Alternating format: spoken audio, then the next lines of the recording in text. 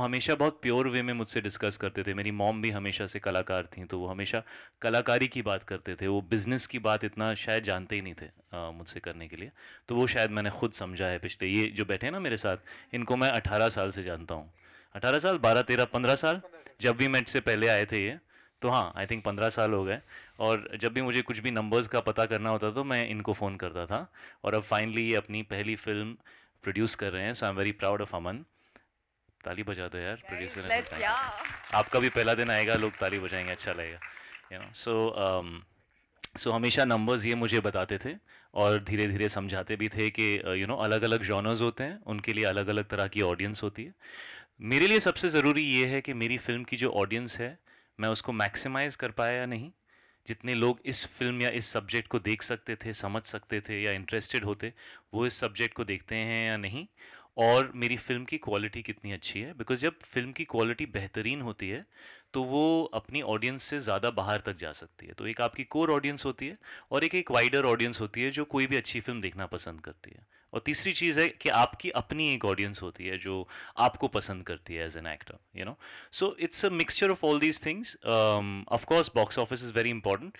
मुझे यही लगता है अब कि मेरी जो भी फिल्म आए वो मैं जितने ज़्यादा लोग उसको समझ सकें या रिलेट कर सकें, मैं चाहूँगा, क्योंकि कबीर सिंह के बाद एक वाइडर ऑडियंस बेस है और बहुत प्यार मिला मुझे। तो एक्चुअली मैंने इस फिल्म को इसी पॉइंट ऑफ व्यू से बनाया कि जितना प्यार मुझे मिला, जितना इमोशनल मुझे फील हुआ, अगर मैं वो वापस ऑडियंस को इस कहानी के थ्रू, इस कैरेक्टर के थ्रू दे पाऊँ कि जब वो फिल्म देखकर ऑडियंस बाहर जाए तो उन्हें लगे कि उनको एक एक होलसम फिल्म मिली और कहीं दिल को छुए वो फिल्म।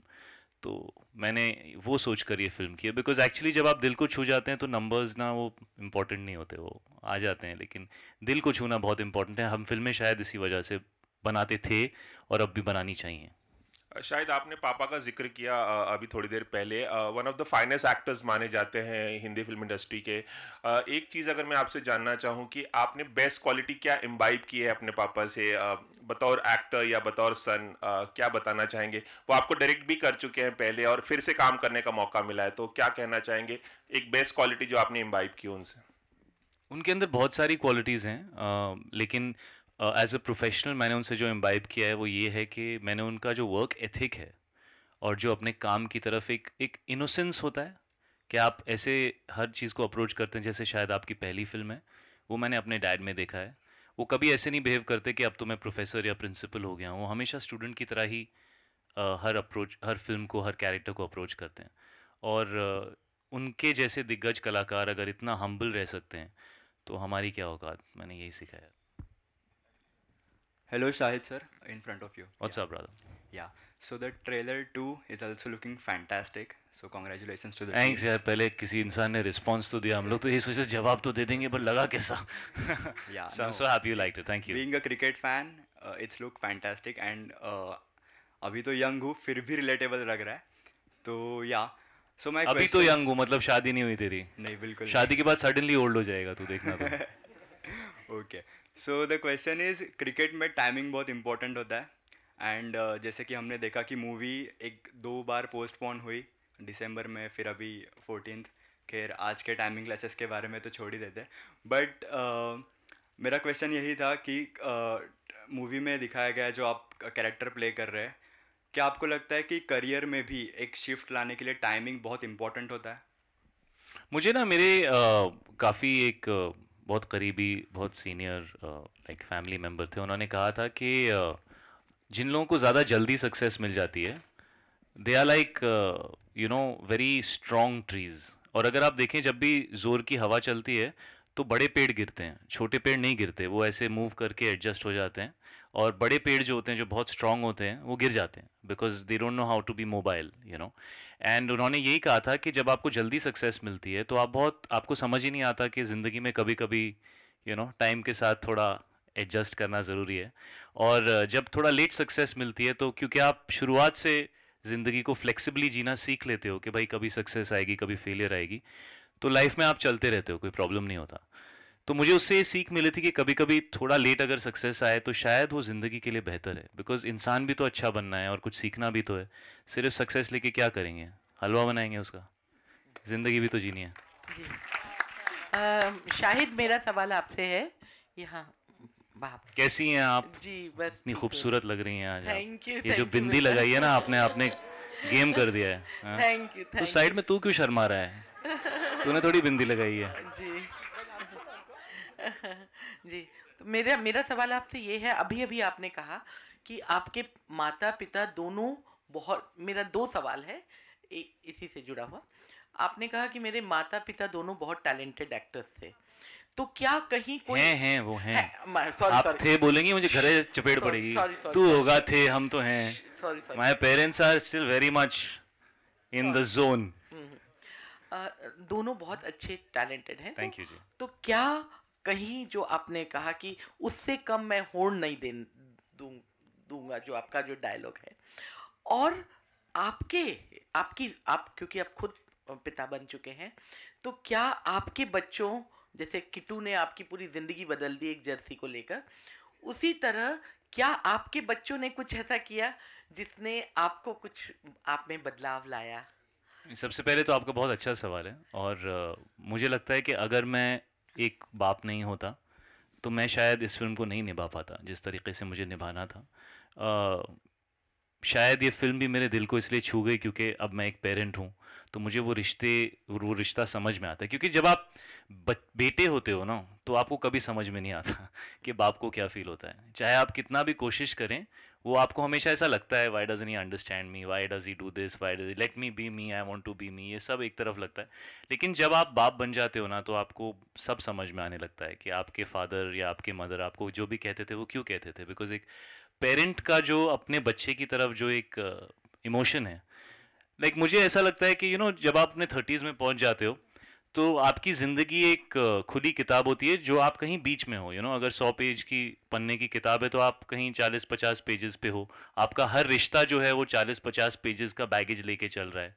लेकिन जब बच्चे आते हैं तो वो एक नया रिश्ता होता है, उसको आप 1 से फिर से स्टार्ट कर सकते हो, और वो बागडोर आपके हाथ में होती है कि आप उसको कैसे निभाना चाहते हो। तो आई थिंक उसके अंदर एक इनोसेंस होती है जो बचपन में आपको महसूस होता था अपने रिश्तों के बारे में, वो आप फिर से एक्सपीरियंस कर सकते हो एज अ पेरेंट।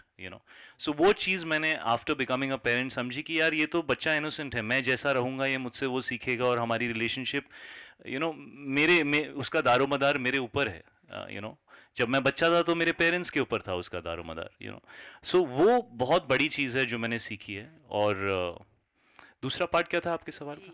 वो था कि क्या पेरेंट्स जो कि बहुत अच्छे एक्टर और सुपरस्टार तो आप बनते ही, क्योंकि आप बहुत हैंडसम हैं, बहुत गुड लुकिंग है। मैंने आपको खूबसूरत बोला तो आप भी कॉम्प्लीमेंट दे रही हैं मुझे। Thank you. नहीं, मैं ऑनेस्टली कहती हूँ, मुझे जो चाहिए था मुझे मिल गया। जी जी।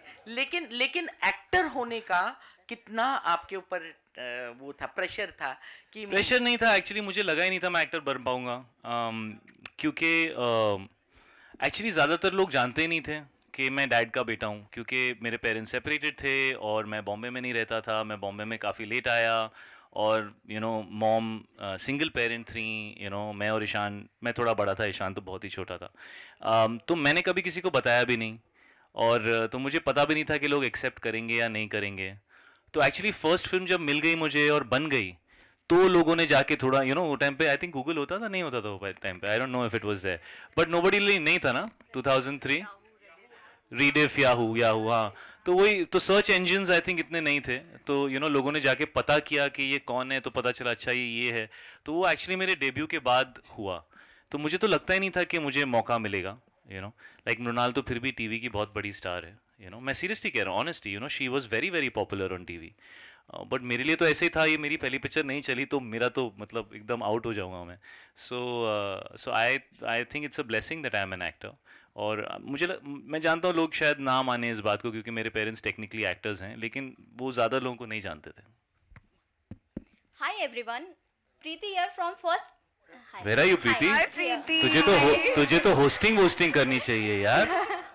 Thank you. यार तू चले जा यार, वी डोंट नीड यू, है ना? प्रीति है ना यहाँ पे, और वैसे उसका नाम भी प्रीति है, तू चले जा। Okay, so Preeti here from first India Filmy. मेरा सवाल आप सबसे है कि इस मूवी से क्या कुछ इंस्पिरेशन मिली है या फिर क्या कुछ मोटिवेशन मिली है आप सबको? फर्स्ट साइड नहीं, फर्स्ट डायरेक्टर, बिकॉज उन्होंने फिल्म बनाई है। है ना? Yeah, I told this earlier also. I mean, the basic idea writing this story came from the thought that we all give value to a person on the amount of success he had. So we always quantify the success and see this person is greater and this person is much greater. But we might be forgetting the similar people around us having the same skills, but not as successful as they could be. So the idea of the story came from that point where we need to tell the story of all these people irrespective of their success. So these are the people all around us. So that's how it started, and then we thought it would be nice to have a sports background to the film, because the other fields might be a little different. In business, probably age is not a factor, physical agility is not a factor, but for sports, it's definitely a factor. So we thought, I mean, writing-wise, that would be a good barrier for the character to grow, because it's something which you can't do anything. So that's how it started, yeah. So like मैंने पहले भी कहा, हमारे ज़िंदगी में वो एक इंसान हमेशा होता है जो हमें पुश करता है. कई बार हमें हमारे फैमिली से सपोर्ट नहीं मिलता जो हमारे करियर चॉइसेस है. आई एम श्योर इस रूम में काफ़ी सारे लोग बैठे होंगे, उनको अपने फैमिली से सपोर्ट नहीं मिला होगा. It doesn't mean that you don't love your family. We all are permission, like I am a permission child.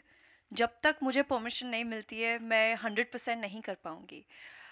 तो कहीं ना कहीं मुझे लगता है कि this film how it has impacted me, मैं आपको बताऊंगी. जो लास्ट फिल्म जिसने मुझे मेरा करियर चेंज हो गया. मैं BDS करने वाली थी, डेंटिस्ट बनने वाली थी, मैं शायद आपको क्लिनिक में मिलती, लेकिन आज मैं यहाँ पर आपके सामने बैठी हूँ. वो है 3 Idiots, क्योंकि उस फिल्म में मुझे ये सिखाया कि आप अपने दिल की सुनो. वैसे ही अगर जब मैंने यही कहा कि मुझे किसी भी मतलब I just want to be a part of this film, क्योंकि इस फिल्म ने there something within me moved. क्योंकि काफ़ी सारे चीज़ों की शुरुआत तो हम कर देते हैं पर ख़त्म नहीं करते, क्योंकि कॉन्फिडेंस नहीं होता, क्योंकि कोई कंडीशंस होती है, सपोर्ट नहीं मिलता. तो इस फिल्म में ज़रूर आप देखेंगे कि किस तरह से अर्जुन तलवार वापस वो अपनी जर्नी शुरू करता है. उसी तरह से मैंने भी अपनी जर्नी वापस शुरू की थी 2-3 साल टीवी के छोड़ने के बाद. सो फॉर मी कहीं ना कहीं मैं अर्जुन को, अपने आप को वहाँ पर देखती हूँ. मैं बुलबुल को वहाँ देखती हूँ, मैं सोनिया को वहाँ देखती हूँ कि there is that one thing which will always be around you, a person, your friend, your teacher, your child, your grandma, your friend, whoever that be. मेरी एक रिक्वेस्ट है आप लोगों से, जब आप ये फिल्म देखेंगे अपनी पूरी फैमिली के साथ, तो प्लीज़ एक फ़ोन उस इंसान को ज़रूर करना और कहना कि थैंक यू टुडे. क्योंकि जब मैंने फिल्म देखी दिसंबर में, तो मैंने अपने डैड को बोला कि dad, thank you for giving me this life, for giving me this opportunity. पूरी दुनिया मेरे एक्ट्रेस बनने के खिलाफ थी, लेकिन आज मैं उन सारी फिल्मों का हिस्सा बन रही हूँ. बाकायदा जर्सी, एक ऐसी फिल्म जो आपके अंदर का जो पैशन था, वो जिस भी कारण बुझ गया हो, वो it will ignite the fire within you. That's what this film has done to मी.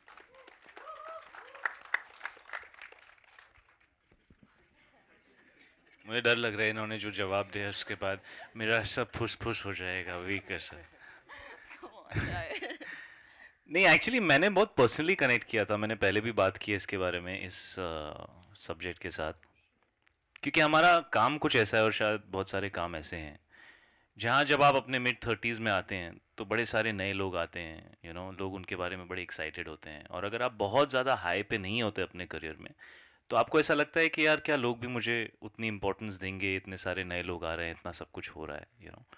एक तरफ तो ये बात होती है. सो यू वंडर कि जो आपने अपने लिए सोचा था या जो आपको लगता है आप करना चाहते हैं, जिसकी वजह से आप अपनी फैमिली से, अपने बच्चों से इतना दूर रहते हैं, वो होगा या नहीं होगा. और 2 तरह के लोग होते हैं मुझे ऐसा लगता है. 20s में तो सबके अंदर आग होती है यहाँ पे कि मैं ये करूँगा, मैं वो करूँगा, मैं सब कुछ करूँगा. और फिर लाइफ होती है, और मुझे लगता है 95-96% हिंदुस्तानी मर्द और कई औरतें शायद वो नहीं कर पाती जो वो करना चाहते थे। उनके जो अपने ख्वाब थे अपने लिए, उनको फैमिली के लिए, अपने पेरेंट्स के लिए, या अपने जो भी उनकी रिस्पॉन्सिबिलिटीज़ हैं उसके लिए, शायद उनको अपने आप को और अपनी चाहतों को पीछे करना पड़ता है और फैमिली की रिस्पॉन्सिबिलिटी संभालनी पड़ती है।